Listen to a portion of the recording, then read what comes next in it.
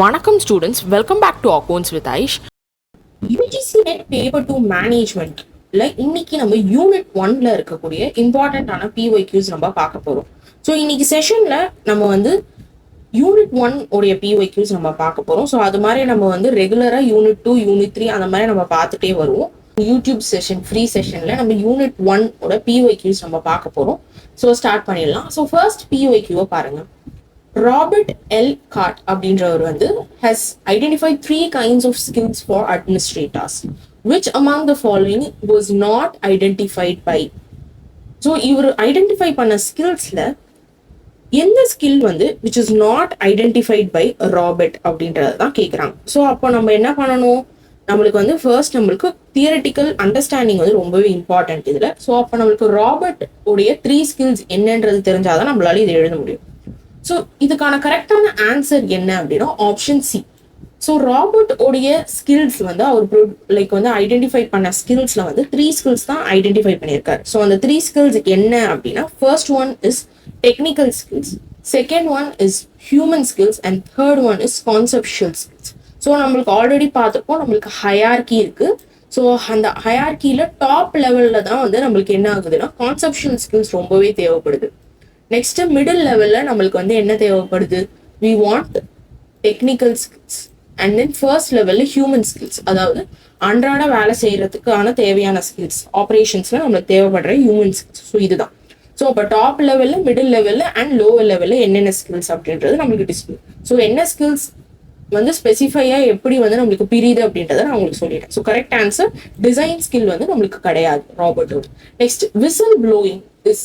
So இந்த concept வந்து நம்மளுக்கு வந்து யூனிட் 1ல வந்து லாஸ்ட் பார்ட்ல நம்மளுக்கு இருக்கும். தட் இஸ் நம்மளுக்கு வந்து எத்திக்கல் இஷ்யூஸ், டைலமோ அதெல்லாம் நம்ம பார்க்கும்போது இது படிக்கும். ஸோ விசில் ப்ளோயிங் அப்படின்னா என்ன அப்படின்றது நமக்கு தெரியும். ஸோ நமக்கு ஆப்ஷன்ஸ் என்னென்ன கொடுத்துருப்பாங்க. The choice mat from among 2 or more alternatives. Option B, a discriminancy between some current state of affairs and some desired state. Option C, reporting unethical practices by their employer to outsiders. Refer to choice that are consistent and value maximizing.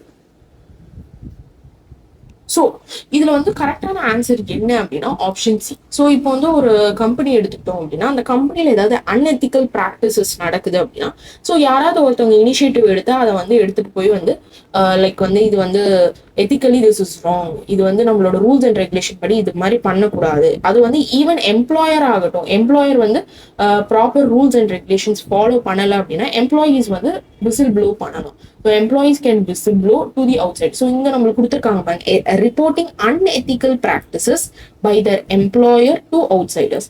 So employer வந்து suppose any unethical practices பண்றாங்க அப்படின்னா outsider கிட்ட சொல்றாங்க. இது வந்து employer to outsider மாதிரி. It can also be எம்ப்ளாயீஸே வந்து ஏதாவது தப்பு அன்எத்திக்கல் ஒர்க் பண்ணும்போது அதை எம்ப்ளாயர் கிட்ட சொல்லலாம். ஸோ ஆக மொத்தத்துல இதுல வந்து மேஜரான இஷ்யூ என்னன்னா அன்எத்திக்கல் ப்ராக்டிசஸ் மேஜரா நம்மளுக்கு டிஃபைன் பண்ணி அதை வந்து நம்ம போய் வந்து சொல்றதுதான். ஓகேவா? ஸோ அதை தான் நம்ம வந்து விசில் ப்ளோவர் அப்படின்னு சொல்லுவோம். விசில் ப்ளோயிங் அப்படின்னா அதுதான்.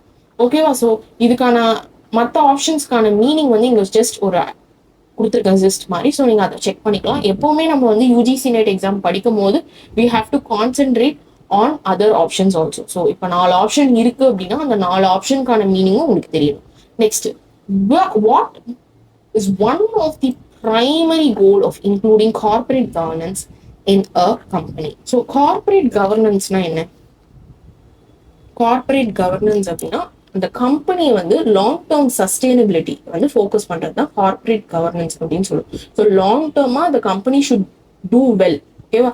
ஸோ அப்போ கார்பரேட் கவர்னன்ஸ் அப்படின்னா ரெகுலேஷன்ஸ் எல்லாமே இது எதுக்காக அப்படின்னா ரெகுலேஷன்ஸ்லாம் எடுத்துட்டு வராங்க. லைக் இப்போ நீங்க வந்து ஒரு கம்பெனில ரூல்ஸ் அண்ட் ரெகுலேஷன்ஸ் இருந்தா மட்டும்தான் they can work properly. So அப்போ இதுக்கான கரெக்டான ஆப்ஷன் என்னன்னா option C, bringing order and methods to decision making. So இப்போ இந்த டிசிஷன் அப்படின்னா இப்படி எடுத்தாதான் அது லாங் டேர்முக்கு ஹெல்ப்ஃபுல்லா இருக்கும். ஓகேவா? நம்மளுக்கு ஈவன் தோ நம்ம வந்து எங்க ஆப்ஷன் ஏல பாருங்க, மேக்ஸிமைசிங் ஷார்ட் டேர்ம் ப்ராஃபிட்ஸ், நம்ம வந்து எப்பவுமே லாங் டேர்ம் தான் ஃபோக்கஸ் பண்ணணும். அதை தான் நம்மளுக்கு வந்து குறிக்குது. ஸோ இங்க கூட பாருங்க, corporate governance focuses on long term, it's not short term. So short term நமக்கு வராது. ஸோ அப்போ நம்ம வந்து இந்த கார்பரேட் கவர்னன்ஸ் அப்படின்ற ஒரு டேர்மே வந்து மேஜரா நம்மளுக்கு எதை டீல் பண்ணுது அப்படின்னா it is dealing with long term sustainability. So அதுக்கான டிசிஷன்ஸ் எடுக்கிறது தான் கார்பரேட் கவர்னன்ஸ். ஸோ நெக்ஸ்ட் நம்மளுக்கு ஒரு ஆப்ஷன் நம்ம பார்க்கலாம். இப்போ நீங்க மிச்சம் இருக்கிற ஆப்ஷன்ஸையும் நீங்க வந்து செக் பண்ணிக்கலாம். ஸோ ஜஸ்ட் ஒரு ரெஃபரன்ஸ்க்கு I have given you all மிச்ச ஆப்ஷன்ஸோடைய டீட்டெயில்ஸும் அதுக்கும் நீங்க பாத்துக்கலாம். ஏன் வந்து அது வராது அப்படின்றத ஸோ கார்பரேட் கவர்னன்ஸ்னா என்ன, லாங் டேர்மா நம்ம கம்பெனி வந்து நல்லா இருக்கணும் அப்படின்னா அதுக்கு நமக்கு சர்டன் ரூல்ஸ் அண்ட் ரெகுலேஷன்ஸ் தேவை, டிசிஷன் மேக்கிங்கா எடுக்கிறதா இருந்தாலும் சரி. ஓகேவா. நெக்ஸ்ட் ஃபோர்த் கொஸ்டின் பாருங்க. What is the minimum prescribed net profit threshold for companies to be required to undertake corporate social responsibility. So CSR activities நம்ம வந்து ஒரு கம்பெனி எடுக்கணும் அப்படின்னா அவங்களோட பிரிஸ்கிரைப்ட் நெட் ப்ராஃபிட் என்ன அப்படின்றது கேட்கறாங்க. So under the clause 135 of the companies act 2013. Actually இது பாத்தீங்க அப்படின்னா இந்த கொஸ்டின் வந்து ரொம்ப ஒரு அட்வான்ஸ்டா லைக் ரொம்ப இன்டெப்த் கொஸ்டினா இருந்துச்சு. ஒரு பர்டிகுலர் சைக்கிள்ல they have ask this question.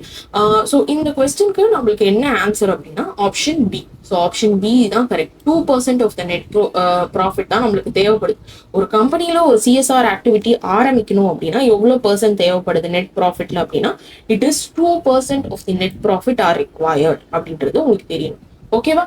So law படி நம்மளுக்கு வந்து they have mandatory set that 2% is required அப்படின்னு.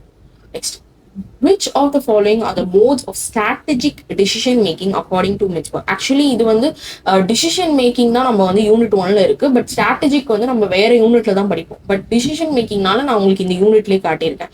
ஸோ ஸ்ட்ராட்டஜிக் டிசிஷன் மேக்கிங் பொறுத்த வரைக்கும் மின்ஸ்பர்க் அப்படின்றவர் வந்து என்ன டைப்ஸ் எல்லாம் கொடுத்துருக்காரு அப்படின்றது நம்மளுக்கு ஃபர்ஸ்ட் தெரியணும். So this is the photo. So இதுதான் வந்து 4 types இருக்கு. Entrepreneurial mode, adaptive mode, planning mode, logical incrementation. So இது வந்து first 3 தான் உங்களுக்கு ரொம்பவே important.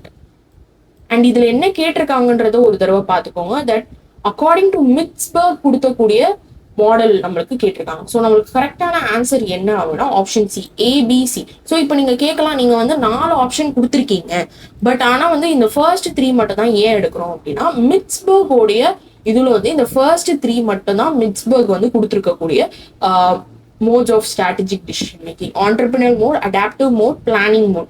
இது 3 மட்டும் தான் வந்து மிட்ஸ்பர்க் கொடுத்துருக்காரு. லாஜிக்கல் இன்க்ரிமெண்டேஷன் அப்படின்றது மிட்ஸ்பர்க் கொடுக்கல. Logical incrementation was developed by James அப்படின்றவர் தான் வந்து என்ன பண்ணியிருக்காரு அப்படின்னா இந்த லாஜிக்கல் இன்க்ரிமெண்டேஷனை இந்த டிசிஷன் மேக்கிங் ப்ராசஸ்க்குள்ள ஆட் பண்ணியிருக்காரு. ஓகேவா. So logical incrementation was given by James. But மிச்சம் 3மே வந்து மிட்ஸ்பர்க் தான் கொடுத்துருக்காரு. பட் ஆக மொத்தத்துல நம்மளுக்கு 4 டைப்ஸ் இருக்கு டிசிஷன் மேக்கிங்ல. பட் ஃபர்ஸ்ட் 3 வந்து it is given by Mintzberg. So குவிக்கா நம்ம வந்து என்னென்ன அப்படின்ற ஆண்டர்பிரினர் மோட் அப்படின்னா ஒரு ஆண்டர்பிரினர்ஸ் பெர்ஸ்பெக்டிவ்ல இருக்கும். வேற அடாப்டிவ் மோட் அப்படின்னா ஒரு பிளானிங் நம்ம வந்து ஆல்ரெடி பண்ணதை யூஸ் பண்ணாம அந்த பர்டிகுலர் சிச்சுவேஷனுக்கு ஏற்ற மாதிரி அடாப்ட் பண்ணி they will start planning. Next planning mode அப்படின்னா ஆப்வியஸ்லி ஆல்ரெடி பிளான் பண்ணி நம்ம வச்சிருக்கோம். ஸோ அதான். ஸோ நெக்ஸ்ட் நம்ம பார்க்கக்கூடிய கொஸ்டின் என்ன அப்படின்றத பாருங்க. 6th question. when we measure demand elasticity we assume the ceteris paribus condition which means அப்படின்னா என்ன. ஸோ ஃபர்ஸ்ட் டிமாண்ட் எலாசிட்டினா என்ன. ஸோ இப்போ வந்து ஒரு பர்டிகுலர் ப்ராடக்ட் எடுத்துக்கிட்டீங்க அப்படின்னா அந்த ப்ராடக்ட் வந்து வேரியஸ் ஃபேக்டர்னால அதோட பர்டிகுலர் டிமாண்ட் வந்து ஃபிளக்சுவேட் ஆகும். ஸோ இந்த இன்ஃப்ளூயன்ஸ் ஆகுது பாத்தீங்களா. லைக் இட் கேன் பி இன்கம்னால ஆகலாம், இட் கேன் பி ப்ரைஸ்னால ஆகலாம், it can be taste of the preference of the consumers, அந்த மாதிரி வேரியஸ் ஃபேக்டர். ஸோ அப்பதான் வந்து டிமாண்ட் எலாசிட்டி அப்படின்றத நம்ம சொல்லுவோம். அப்போ ceteris paribus அப்படின்னா என்ன இந்த கான்செப்ட்ல அப்படின்றத கேட்கறாங்க. which is option B, effects of other variables are constant. So நம்மளோட வேரியபிள்ஸோட எஃபெக்ட்ஸ் வந்து கான்ஸ்டன்டா இருக்கு அப்படின்றத சொன்னாங்க. ஸோ கான்ஸ்டன்டா அதர் வேரியபிள்ஸோட எஃபெக்ட்ஸ் வந்து கான்ஸ்டன்டா இட் இஸ் தேர். ஸோ அதுதான் வந்து ceteris paribus, கான்ஸ்டன்ட் எஃபெக்ட் அப்படின்றத குறிக்குது. Next, who conceptualized that corporate governance is to conduct the business in accordance with the owner's shareholders desires. So owner ஓடைய accordance படி shareholder desire படி corporate கவர்னன்ஸை conduct பண்ணணும் அப்படின்ற ஒரு இது வந்து எப்படி யார் டேர்ம் பண்ணியிருக்காரு அப்படின்னா ஆப்ஷன் பி, மில்டன் ஃப்ரைட்மேன் அப்படின்றவர் தான் டேர்ம் பண்ணியிருக்காரு. ஸோ அதர் ஆப்ஷன்ஸ் பார்த்தீங்க அப்படின்னா ஹென்ரி ஃபாயில் வந்து 14 பிரின்சிபல்ஸ், பீட்டர் எஃப் ட்ரக்கர் வந்து இனோவேஷன் ஆண்டர்பிரினர்ஷிப் மேஜராக வருவார். நெக்ஸ்ட் லார்ட் Caliber, அவர் வந்து they deal with more of a system which is controlled and directed by corporate governance அப்படின்றது தான் அவர் சொல்றாரு. ஸோ அப்போ மில்டன் ஃப்ரைட்மேன் அப்படின்றவர் தான் வந்து கார்பரேட் கவர்னன்ஸ் வந்து ஒரு ஷேர் ஹோல்டர் பெர்ஸ்பெக்டிவ்ல இருந்து யோசிச்சு they have worked. ஓகேவா. நெக்ஸ்ட் 8th கொஸ்டின் பாருங்க. this is a concept. இந்த கான்செப்ட் வந்து TBL, that is triple bottom line அப்படின்ற ஒரு அப்ரோச். TBL அப்படின்றது ட்ரிபிள் பாட்டம் லைன் அப்படின்ற ஒரு அப்ரோச். ஸோ இந்த அப்ரோச்ல நம்மளுக்கு CSRல நம்மளுக்கு யூஸ் பண்றாங்க, which is corporate social responsibility. Corporate social responsibility நம்மளுக்கு வந்து இந்த அப்ரோச் வந்து யூஸ் பண்றாங்க, ட்ரிபிள் பாட்டம் லைன் சொல்லிட்டு. ஸோ ஃபர்ஸ்ட் நம்மளுக்கு ஆப்ஷன்ஸ் என்னென்னலாம் கொடுத்துருக்காங்கன்னு பாருங்க. ஸோ ட்ரிபிள் பாட்டம் லைன் வந்து CSRல என்ன ஃபோக்கஸ் பண்றது தான் question. So it focuses on customer satisfaction, revenue and profit. Focuses on people, planet and profit. Focuses on shareholders' interest, environment and innovation. Focuses on reducing cost, increasing production and market share. So இந்த மாதிரி வந்து 4 இது. So அப்போ இதுல வந்து triple bottom லைன்னா என்ன அப்படின்றது நமக்கு தெரியும். ஸோ இங்க பாருங்க, this is your triple bottom line approach towards your CSR. CSR அப்படின்றது கார்பரேட் சோஷியல் ரெஸ்பான்சிபிலிட்டி. ஸோ இதுல பாத்தீங்க அப்படின்னா நம்மளுக்கு வந்து இந்த 3 டேர்ம்ஸ் இருக்கு ட்ரிபிள் பாட்டம் லைன். ஸோ அந்த ட்ரிபிள் பாட்டம் லைன்னா என்னன்னா, ஃபர்ஸ்ட் பீப்புள். ஸோ ஒரு ஆர்கனைசேஷன்ல பீப்புளோட இம்பார்ட்டன்ஸ் எவ்வளோ அப்படின்றத நான் உங்களுக்கு வந்து HR சொல்லி தந்துருக்கும் போதுல இருந்து நான் சொல்லியிருக்கேன். நெக்ஸ்ட் பிளானட், நம்ம வந்து பீப்புள் இருக்காங்க அப்படின்னா இந்த பர்டிகுலர் பிளானட் குள்ளதான். ஸோ அப்போ இந்த பிளானட்ல we require people with prosperity அப்படின்னா அதுல வந்து ஹெல்த், வெல்த் எல்லாமே வந்து இட் இஸ் இன்க்ளூடட். ஓகேவா? மேஜர்லி வந்து growth. ஓகே, அதை பத்தி தான் நம்ம டீல் பண்ணுவோம். ஸோ அப்போ ட்ரிபிள் பாட்டம் லைன்ல நம்மளுக்கு 3 திங்ஸ் இருக்கு. ஒன்னு வந்து பீப்புள், இன்னொன்னு வந்து பிளானட் அண்ட் இன்னொன்னு வந்து ப்ராஸ்பெரிட்டி. ஸோ அதுதான் உங்களுக்கு தெரியும். அப்போ ஆப்ஷன்ஸ் பார்த்தோன்னே உங்களுக்கு தெரிஞ்சிடும் ஆப்ஷன் பி தான் correct. Focuses on people, planet and profit. Clear? So next 9th question பாருங்க. What is the role of advertisement and selling cost in perfectly competitive market? So first, perfectly competitive market அப்படின்னா huge number of sellers இருப்பாங்க. So large like வந்து homogeneous product தான் mostly they will sell. So அப்போ இங்க வந்து என்ன கொஸ்டின்ல நம்மளுக்கு கேட்டிருக்காங்கன்னா, informative to intimate products or service availability, influencing buying behavior, very essential for survival of firm, enlarging the market. So obviously நான் சொன்ன மாதிரி the market is very very big. அப்போ option 4 enlarging the market size தான் correct. Next, so மற்ற ஆப்ஷனுக்கு கரெக்டான answer எது அப்படின்றத நான் வந்து உங்களுக்கு கொடுத்துருக்கேன். லைக் வந்து ஏன் வந்து இது வந்து தப்பு அப்படின்றத கொடுத்துருக்கேன். ஸோ நீங்கள் அதை செக் பண்ணிக்கலாம். Next, which of the following measures better explains inflation in an economic ecosystem? So inflation அப்படின்ற டேர்மை இங்க இருக்கக்கூடிய டேர்ம்ஸ்ல எதை வந்து ஈக்குவலா லைக் வந்து ஸ்பெசிஃபிக்கா மென்ஷன் பண்ணுது அப்படின்றத கேட்டிருக்காங்க. ஸோ இதுக்கான கரெக்ட் ஆன்சர் வந்து consumer price index. So consumer price index தான் வந்து இன்ஃப்ளேஷன் வந்து பெஸ்ட், அதுதான் வந்து டிஸ்கிரைப் பண்ணுது. ஏன்னா கன்சியூமர்ஸ் யூஸ் பண்ணக்கூடிய எவ்ரிடே கூட்ஸ் அண்ட் சர்வீசஸ் அதை தான் வந்து கன்சியூமர். அப்போ வந்து இன்ஃப்ளேஷன் ரேட் இன்க்ரீஸ் ஆகுதா இல்லையான்றது நமக்கு தெரியும். ஸோ அப்போ இன்ஃப்ளேஷன் அப்படின்றது கன்சியூமர் பிரைஸ் இண்டெக்ஸ் மூலமா we can easily find out. So அதே ஹோல்சேல் பிரைஸ் இண்டெக்ஸ்னா என்ன? ஹோல்சேல் அப்படின்னா it majorly deals with price வந்து நம்மளுக்கு வந்து கன்சியூமர் கிட்ட போறதுக்கு முன்னாடி வரக்கூடிய ஒரு பிரைஸ், அதை தான் நம்ம ஹோல்சேல் பிரைஸ் இண்டெக்ஸ்ன்னு சொல்லுவோம். ஸோ அது வந்து இன்ஃப்ளேஷன் வந்து நம்மளுக்கு குறிக்காது, கன்சியூமர் கிட்ட போகும்போது தான் அது வந்து நம்மளால சொல்லணும். ஸோ இங்க பாருங்க, rate of change in GNP deflator. So இது வந்து it measures the day to day inflations. Day to day இன்ஃப்ளேஷனை மெஷர் பண்றது தான் rate of change in GNP deflator. Next அதே மாதிரி GNP deflatorனா என்ன அதெல்லாம் பார்த்துக்கோங்க. நெக்ஸ்ட் ரொம்பவே ஈஸியான question, downwards communication flows from. So downwards communication அப்படின்றது டவுன் அப்படின்னாலே இப்படிதான், ஓகேவா? அப் அப்படின்னாலே இப்படி வரும். அப்போ டவுன்வர்ட்ஸ் கம்யூனிகேஷன் அப்படின்னா இட் ஃப்ளோஸ் ஃப்ரம் யார்கிட்ட? Subordinates to supervisor, manager to subordinates, between departments, outside the organisation.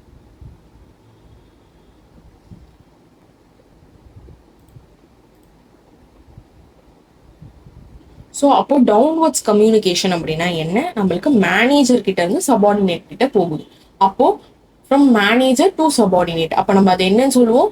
From downwards communication. Upwards அப்படின்னா நம்ம என்ன சொல்லலாம் அப்படின்னா சபார்டினேட் கிட்ட இருந்து சூப்பர்வைசர் கிட்ட போறது அப்வர்ட்ஸ் அப்படின்னு சொல்லுவோம். ஸோ அதே 2 சபார்டினேட் பேசிக்கிறாங்க அப்படின்னா பிட்வீன் டிபார்ட்மெண்ட்ஸ் ஆர் பிட்வீன் 2 எம்ப்ளாய்க்குள்ள, அதை வந்து ஹாரிசாண்டல் ஆர் லேட்டரல். ஹாரிசாண்டலுக்கு வந்து you also have another name call lateral communication. Next outside the department அப்படின்னா எக்ஸ்டர்னலா தே ஆர் ஸ்பீக்கிங், ஓகே, வெளியில யாருக்கிட்டையாவது பேசுறது, ஓகேவா? அதை தான் வந்து நம்ம சொல்றோம். ஸோ இதுதான் கம்யூனிகேஷன் வந்து ஒரு கொஸ்டின். இன்னொன்னு ஒரு கொஸ்டின் பாருங்க, a barrier caused due to faulty translation is known as. So நம்மளுக்கு வந்து நம்மளுக்கு வந்து லாங்குவேஜ் ஒழுங்கா வரல அப்படின்னா, இல்ல நம்மளுக்கு மீனிங் ஒழுங்கா வந்து நம்மளுக்கு புரிய வைக்க முடியல அப்படின்னா, அதை என்ன பேரியர்னு சொல்லுவோம்னா செமாண்டிக் பேரியர். இப்போ நம்ம மைண்ட்ல ஒன்று யோசிச்சு வச்சிருப்போம், ஆனா நம்ம டைப் பண்ணும்போது அது வேற மாதிரி போயிடுச்சுன்னா அப்ப நம்ம யோசிச்சது கரெக்டா போகல. ஸோ இன்டர்பிரிட்டேஷன் ராங் ஆகுது. அதை தான் நம்ம செமாண்டிக் பேரியர்னு சொல்லுவோம். சைக்காலஜிக்கல் அப்படின்னா நம்ம மென்டல் மைண்ட் ரிலேட்டடா, organisational which is related to the firm company ரிலேட்டடா வரக்கூடிய problem. Next physical barrier something like noise, நம்மளுக்கு அந்த மாதிரி இருக்கிறதெல்லாம் நம்ம சொல்லலாம். ஓகே, ஸோ இங்க உங்களுக்கு எக்ஸ்பிளனேஷன் அதுக்கானது கொடுத்துருக்கேன். Okay, next which management approach suggest that managerial practice depends on circumstances. ஒரு பர்டிகுலர் சர்க்கம்ஸ்டன்ஸ் ஆர் ஒரு பர்டிகுலர் சிச்சுவேஷனை பேஸ் பண்றது எது அப்படின்னா ஆப்ஷன் டி கண்டிஜென்சி அப்ரோச். நல்லா நான் வச்சுக்கோங்க, கண்டிஜென்சி அப்படின்னா இப்போ நம்ம மேனேஜ்மெண்ட்ல ஒரு டிசிஷன் எடுத்தோம் அப்படின்னா அந்த டிசிஷன் வந்து எல்லா சிச்சுவேஷனுக்குமே பொருந்துமான்னு கேட்டா கிடையாது. பர்டிகுலரா கான்டிஜென்சி அப்ரோச் அப்படின்றது அதை தான் டீல் பண்ணுது. ஒரு பர்டிகுலர் சினாரியோ அப்படின்னா அதை மட்டும் ஃபோக்கஸ் பண்றது தான் கண்டிஜென்சி அப்ரோச். ஓகே, ஸோ இப்போ நம்ம பார்க்க போது 14th கொஸ்டின் நம்ம பார்க்குறோம். ஸோ